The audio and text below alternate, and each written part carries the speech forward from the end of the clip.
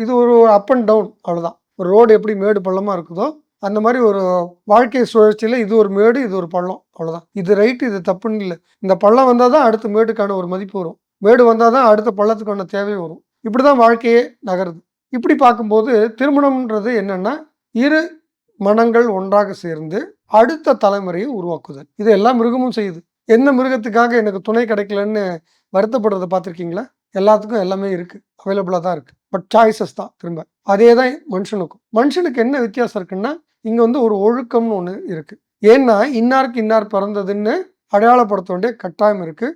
நம்மளுடைய சம்பிரதாயங்கள், பாரம்பரியம் மற்றும் சொத்து இது எல்லாத்தையும் யாருக்கு கடத்தணும் அப்படிங்கிற நிகழ்வு இங்கே ரொம்ப முக்கியமாக இருக்குது. அதுக்காக தான் தலைமுறை, அடுத்த தலைமுறை உருவாக்குதல் அப்படிங்கிற தேவை. நான் ப்ராக்டிக்கலாக பேசுகிறேன். தர்மம் என்ன சொல்லுதுன்னா, ஒரு மேம்பட்ட மனநிலை உருவாக்கி அதுக்கப்புறம் ஒரு ஆண்மகனை பெற்றெடுத்து அவன் கையால் கொள்ளி வாங்கினதான் மோட்சம். இதுதான் இந்து தர்மம் சொல்லுது. அப்போ இந்த சந்நியாசன்றதெல்லாம் இந்து தர்மம் கிடையாது, பௌத்தத்துலேயும் சமணத்துலேயும் இருக்கிற தத்துவங்கள். அது இங்கே கொஞ்சம் இடைச்சல்களாக தான் இருக்கிறதா நான் பார்க்குறேன். என்னுடைய கருத்து தான் சொல்கிறேன். ரைட்டாக இருக்கலாம், தப்பாக இருக்கலாம்.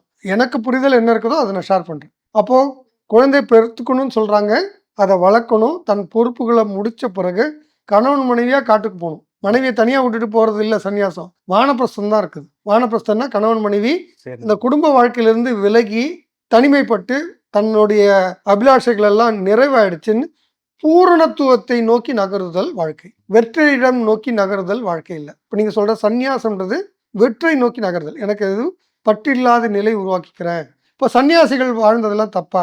விவேகானந்தர் தப்பான்னு? விவேகானந்தரும் மோட்சம் கிடையாது.